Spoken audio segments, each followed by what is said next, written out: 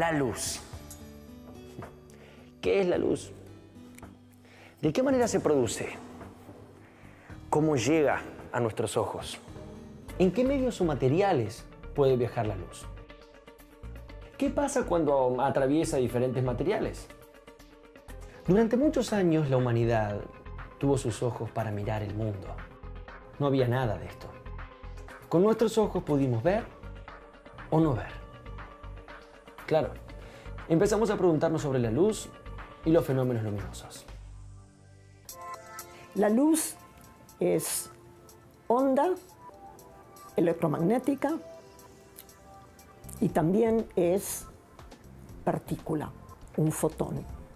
Y a veces conviene pensarla como partícula energética, una partícula que lleva energía, o como onda. Claro que la onda también lleva energía, ¿no es cierto? Pero ahí uno se preocupa más de la vibración en sí. Así que hay dos formas de verlo. La luz no es más que un caso de radiación electromagnética en cierto rango de frecuencias que da la casualidad, si queremos, que es justo el rango de frecuencias que detectan nuestros ojos. Por eso, aunque las ondas de radio, los kilociclos de las ondas de radio AM, también son ondas electromagnéticas, pero nuestros ojos no lo ven. Tiene, como dije antes, la virtud de que justamente nosotros a ese pedacito chiquitito del espectro electromagnético lo podemos ver. Y eso es lo que la hace tan especial. La luz es lo que detectan nuestros ojos. Vemos un objeto cuando desde él nos llega luz a los ojos. Si un cuerpo produce luz, se lo llama fuente luminosa, como por ejemplo una luciérnaga, una estrella o una lámpara encendida. Pero la mayoría de los cuerpos que vemos no son fuentes luminosas, sino que están iluminados por ellas. La luz de la fuente rebota en los cuerpos iluminados y desde allí se dirige hacia nuestros ojos. Algunas fuentes luminosas como una lámpara, una fogata o una estrella emiten luz en todas direcciones. Otras fuentes luminosas irradian luz concentrada en una zona, por ejemplo, el proyector del cine en la pantalla. Cuando la luz de una fuente luminosa está muy pero muy concentrada, decimos que forma un rayo de luz. Solo podemos ver la luz que entra en nuestros ojos. En un cine oscuro, vemos la luz que se refleja en el polvo suspendido en el aire y no la luz que se dirige a la pantalla. Aunque nos pueda parecer que la luz no demora en llegar de un lugar a otro, esto no es así. En 1638, el italiano Galileo Galilei intentó por primera vez medir la velocidad a la que se propaga la luz. Pero solo pudo comprobar que esta velocidad era demasiado grande como para ser medida con los rudimentarios instrumentos disponibles en esa época. En 1675, el danés Olaf Rømer, al observar un eclipse de las lunas del planeta Júpiter, hizo la primera medición de la velocidad de la luz y obtuvo un extraordinario número de 300.000 kilómetros por segundo. Eso es rápido.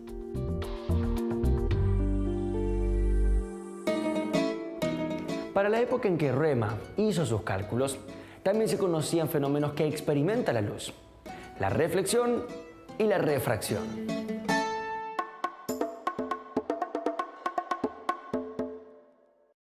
La reflexión ocurre cuando un rayo de luz llega a una superficie y rebota en ella, como ocurre en los espejos.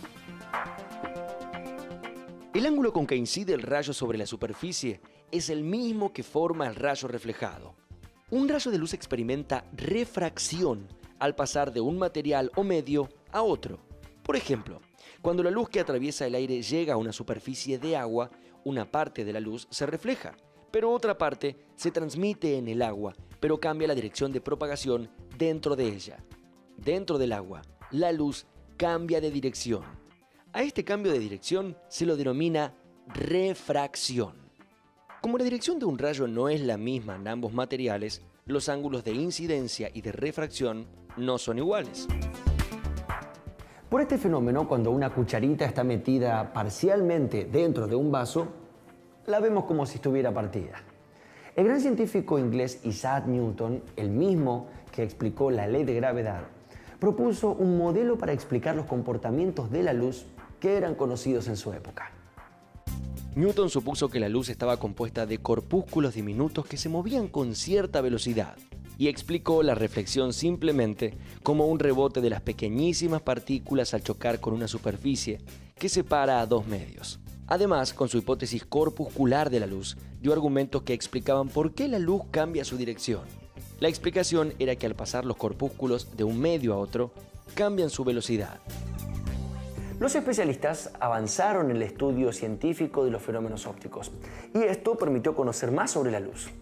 Además, la construcción de una gran variedad de artefactos de óptica hicieron posible observar esos objetos que, o porque son muy pequeños o por estar demasiado lejos de los otros, antes no veíamos.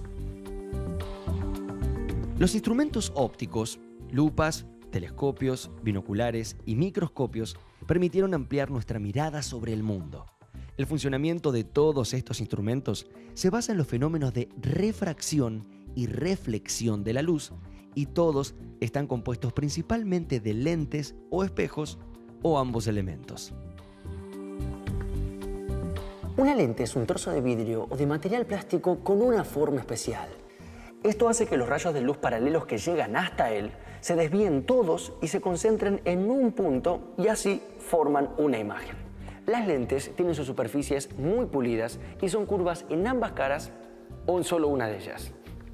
Con las lentes se pueden formar imágenes grandes de objetos pequeños o imágenes pequeñas de objetos grandes. Las lentes convergentes son más gruesas en el medio que en los extremos y los rayos que llegan paralelos entre sí convergen al salir. Las lentes divergentes, en cambio, son más delgadas en el centro y los rayos que llegan paralelos se abren en abanico al salir de ella, es decir, divergen. Hay dos características importantes en las lentes: el foco y la distancia focal. Por ejemplo, el foco de una lente convergente es el punto donde se cortan los rayos que vienen paralelos al eje principal. Es el punto desde donde parecen provenir los rayos que salen de la lente. La distancia focal es la distancia que hay desde el foco hasta el centro de la lente. Los anteojos son lentes que, antepuestas a los ojos, nos sirven para poder corregir defectos en las imágenes que forman estos órganos.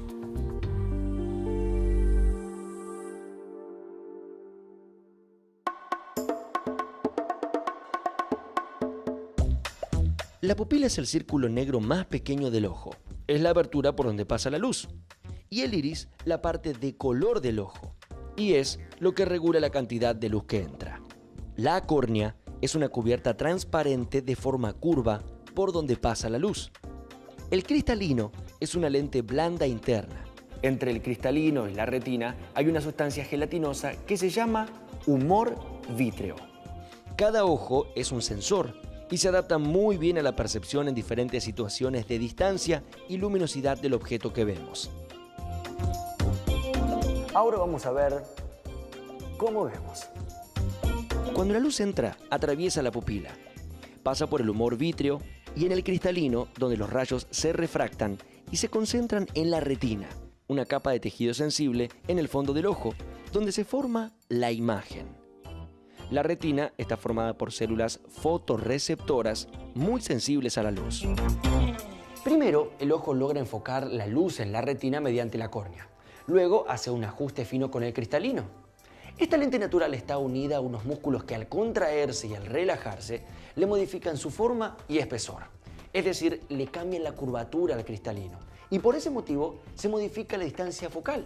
Y eso permite enfocar la imagen en la retina, que se forma invertida. La información sobre esta imagen invertida es enviada mediante el nervio óptico hacia una zona del cerebro que la procesa y la interpreta como una imagen al derecho. Muchas veces, cuando no podemos hacer foco, es señal de que necesitamos anteojos. Ahora sí.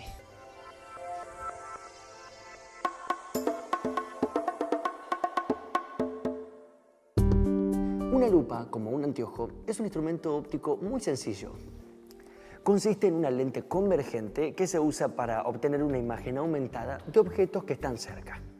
Para eso se enfoca la lupa moviéndola de forma que el objeto quede colocado entre el foco y la lupa.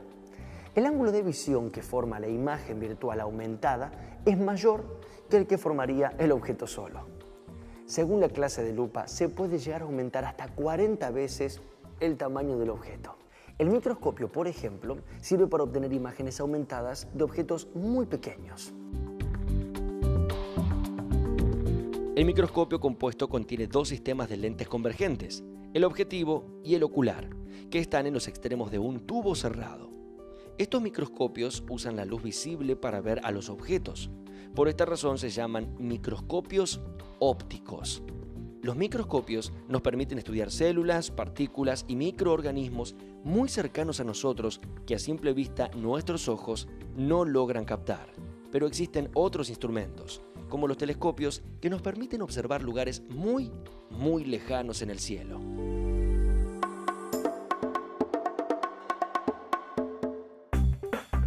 Un telescopio produce imágenes ampliadas de objetos alejados. Gracias a ellos podemos observar los cuerpos celestes como planetas o estrellas. Los primeros telescopios eran muy simples y se hicieron a principios del 1600. Se atribuyen a Hans Lippershey, un holandés fabricante de lentes.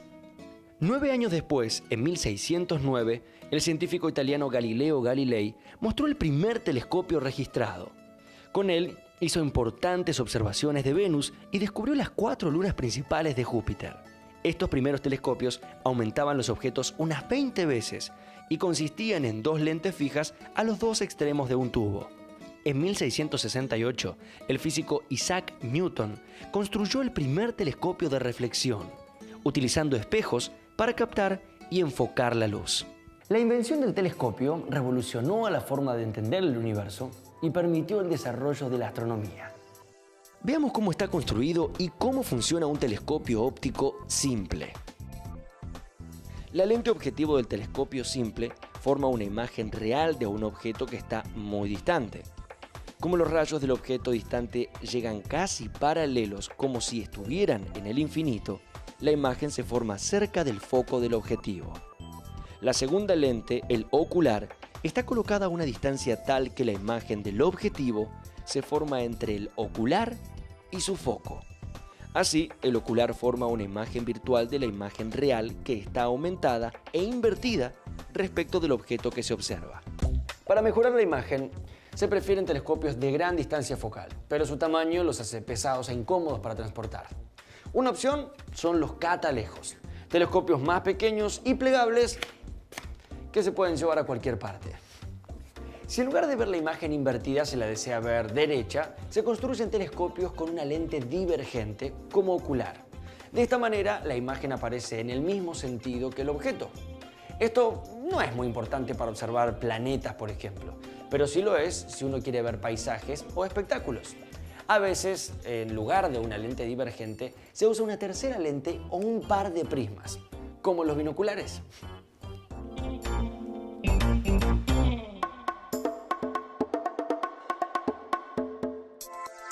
Un binocular es un sistema óptico refractor dotado de un objetivo, un ocular y 2 prismas.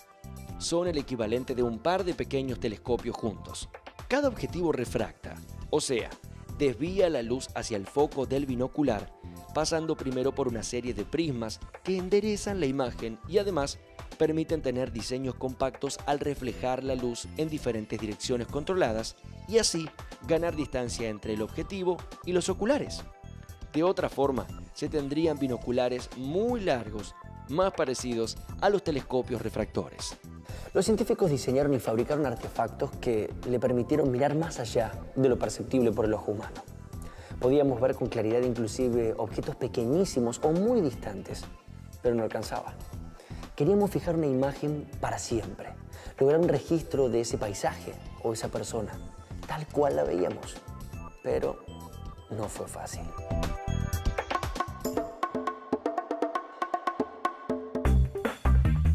La fotografía es una técnica moderna que se popularizó no hace más de 100 años.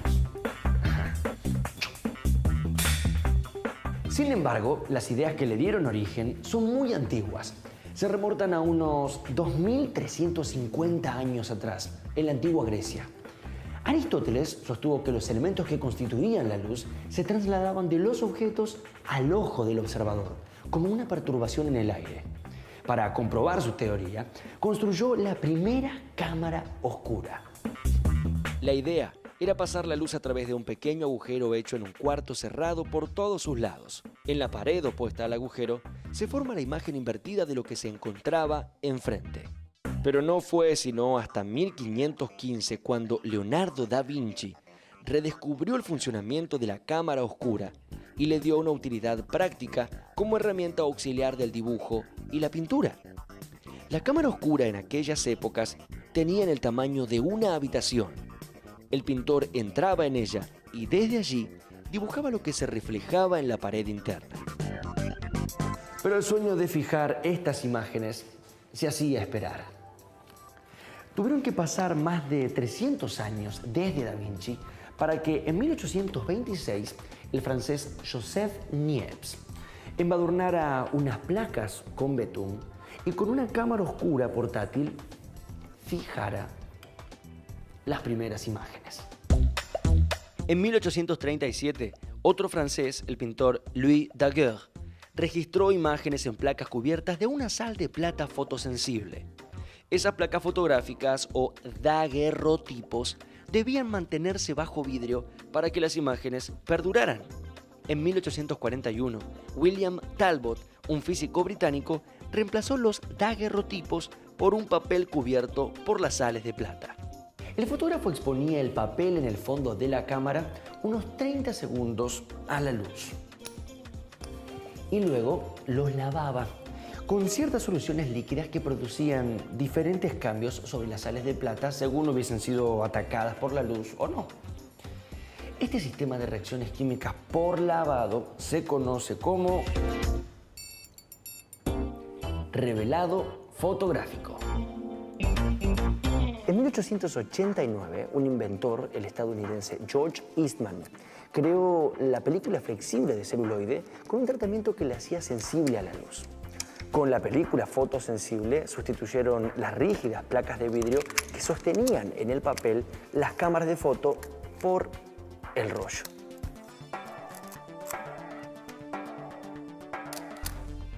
Con este invento se logró sacar sucesión de imágenes y también hacer luego ampliaciones cuando se revelaban pasando a papel. En su estructura y funcionamientos básicos, la cámara fotográfica se asemeja mucho al ojo humano. Con la cámara fotográfica se pueden registrar y conservar en forma permanente imágenes de objetos que llamamos fotos. Una cámara fotográfica, su funcionamiento, digamos, es muy simple. Es una caja oscura en donde hay una parte frontal donde va el objetivo o el lente y una parte trasera donde iría el material sensible que se va a imprimir con la imagen que va a pasar a través de ese lente. Hay 3 lentes básicos en el funcionamiento de una cámara simple, que es el lente normal, el lente angular y el lente teleobjetivo. El lente normal es que se acerca más a la vista del ser humano en su forma de visión normal. ¿Cuál sería el lente angular? El lente angular sería el que abarca mucho más de lo que nosotros vemos a primera vista. Es lo que nosotros intuimos que hay a los costados, pero que no lo podemos poner a foco, precisamente porque estamos enfocando con la vista a un objeto que está a 2 metros o 3 normalmente. Y cuando nosotros enfocamos un objeto que está muy lejos, que está por ejemplo en la otra esquina, y tratamos de ver el buzón que está rojo en la otra esquina y lo estamos mirando así, ese sería el teleobjetivo. Esos 3 lentes, el ojo humano los hace automáticamente. Entonces no hay cosa más perfecta por ahora que el ojo humano. La luz blanca está compuesta por varios colores y fue el físico inglés Isaac Newton, sí, otra vez él, quien lo descubrió. En 1666 hizo un experimento sencillo. Interpuso un prisma a un haz de luz solar y vio qué pasaba. La luz solar, que vemos blanca, al atravesar un prisma de vidrio transparente, se descompone en un arco iris, una gama continua de colores que va del rojo al violeta, pasando por el naranja, el amarillo, el verde, el azul y el violeta. Newton descubrió así que la luz blanca está formada por luces superpuestas de todos los colores del arco iris. Al atravesar el prisma, cada color se desvía en un ángulo diferente, y si las luces de todos los colores se reúnen nuevamente, se ven como luz blanca. Cuando llueve con sol, las gotas de lluvia funcionan como millones de pequeñísimos prismas atravesados por los rayos del sol. La luz es un fenómeno fascinante. A medida que la conocimos, aprendimos también a utilizarla, como por ejemplo, una herramienta. A mediados del siglo XX, los físicos ya comprendían profundamente los fenómenos luminosos y atómicos y pudieron crear una fuente de luz con propiedades muy especiales y formadas por un solo color: el rayo láser. Láser es una sigla formada por las primeras letras de la expresión inglesa Light Amplification by Stimulated Emission of Radiation, que quiere decir algo como amplificación de luz por emisión estimulada de radiación. El genial físico Albert Einstein propuso la idea de una emisión de luz estimulada. Recién en 1960, el físico Theodor Maiman y su equipo generaron el primer láser. Antes y después de Maiman, un buen número de científicos rusos y estadounidenses han colaborado y competido en el desarrollo de la tecnología láser y sus patentes. Conociendo algo más sobre la tecnología láser, nos podremos dar cuenta del porqué de esa competencia. Lo que se suele llamar rayo láser es en realidad un conjunto de rayos de luz emitidos al mismo tiempo y que viajan todos juntos en una misma dirección, sin dispersarse como lo hace la luz emitida por otro tipo de fuentes. Además, otra particularidad de estos rayos componentes de láser es que son todos de un mismo color. Es decir, que el láser es monocromático. No se descompone en otros colores al pasar por el prisma como ocurre con un rayo de luz blanca. Según el material que se utilice para producirlo, el láser puede ser de diferentes colores. Por ejemplo, los obtenidos en tubos que contienen gases helio o neón son rojos. Los que se obtienen con el gas argón son verdes.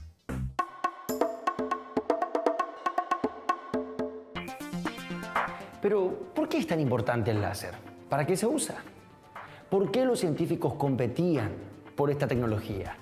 El láser en sí, como herramienta auxiliar, se utiliza en el país desde aproximadamente la década del 70. Se incorpora en la industria como una herramienta de corte, de soldadura y también de marcado. En la medicina, los láseres, como varían mucho su potencia, el rango de aplicación es muy variado. Existen los láseres de baja potencia que se usan para bioestimulación cutánea, llámese esto para tratamientos de obesidad, tratamientos de dolor. Existen los láseres de más alta potencia que se utilizan para el corte de tejidos, operaciones de ojos, desde cortes de telas o desde desobstrucción de cálculos o ruptura de cálculos en el ser humano, ¿no? La utilización del láser en lo que es la moda, podríamos decir que se han desarrollado equipos que marcan las telas, ya sea con figuras o con fotografías.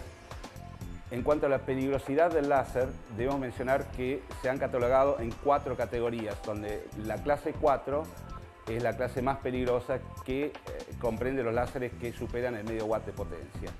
En la industria normalmente se trata que las máquinas que contengan láser sean lo menos peligrosas posible. Por ende, se los confina al láser dentro de receptáculos para que no haya emisión espuria y el sistema entero se convierte en un sistema clase 1 que no requiere de cuidados especiales del operador.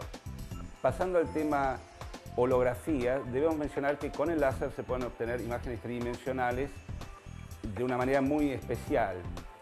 Se ilumina el objeto con una fuente láser y con otra fuente que proviene del mismo láser, creando una figura de interferencia que es captada sobre una placa fotosensible. Si esta placa fotosensible luego la iluminamos correspondientemente y convenientemente con el láser de la misma longitud de onda, nuestro ojo va a recomponer la imagen tridimensional en una forma muy perfecta, llamémosle. En investigación científica, los láser se están empleando para detectar los movimientos de la corteza terrestre.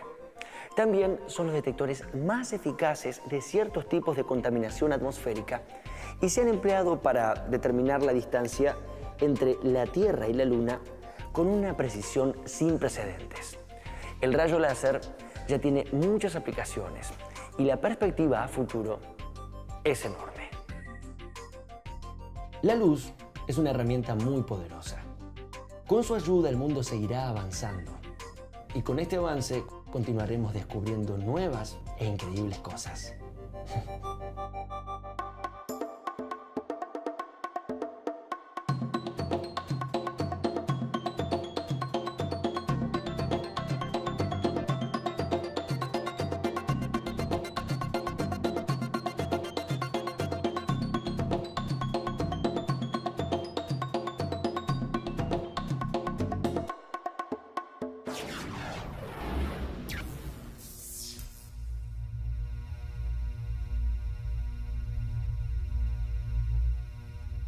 Vemos la luz que se refleja en el polvo suspendido en el aire y no la luz que se dirige a la pantalla. Aunque nos pueda parecer que la luz no demora en llegar de un lugar a otro, esto no es así. En 1638, el italiano Galileo Galilei intentó por primera vez medir la velocidad a la que se propaga la luz. Pero solo pudo comprobar que esta velocidad era demasiado grande como para ser medida con los rudimentarios instrumentos disponibles en esa época.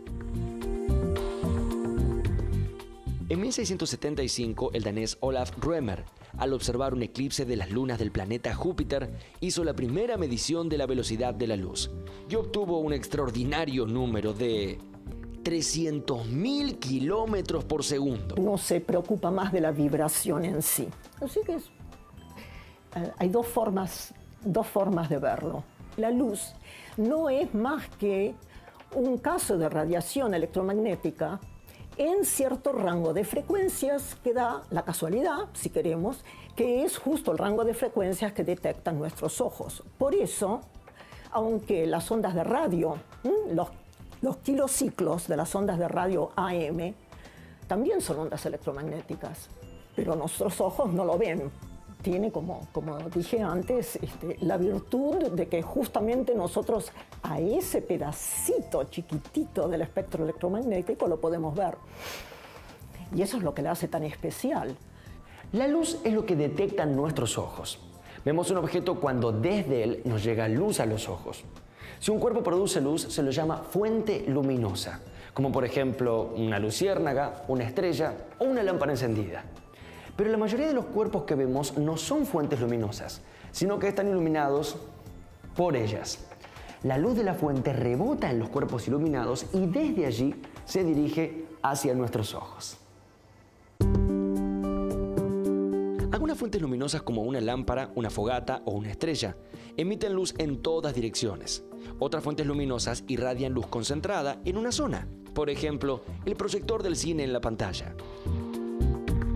Cuando la luz de una fuente luminosa está muy pero muy concentrada, decimos que forma un rayo de luz. Solo podemos ver la luz que entra en nuestros ojos. En un cine oscuro, A nuestros ojos. ¿En qué medios o materiales puede viajar la luz?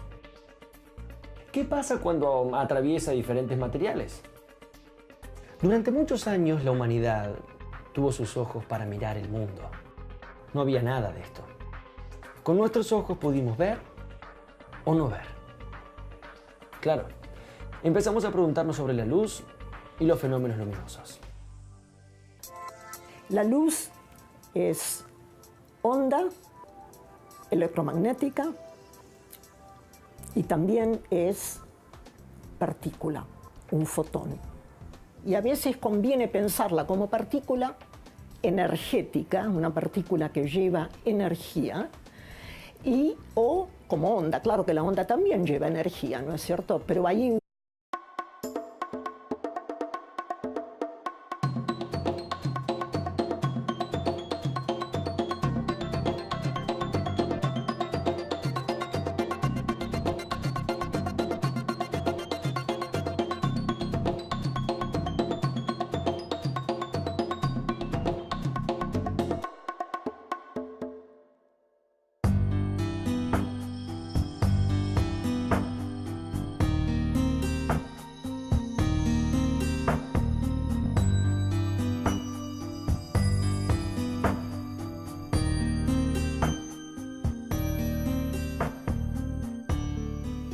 La luz.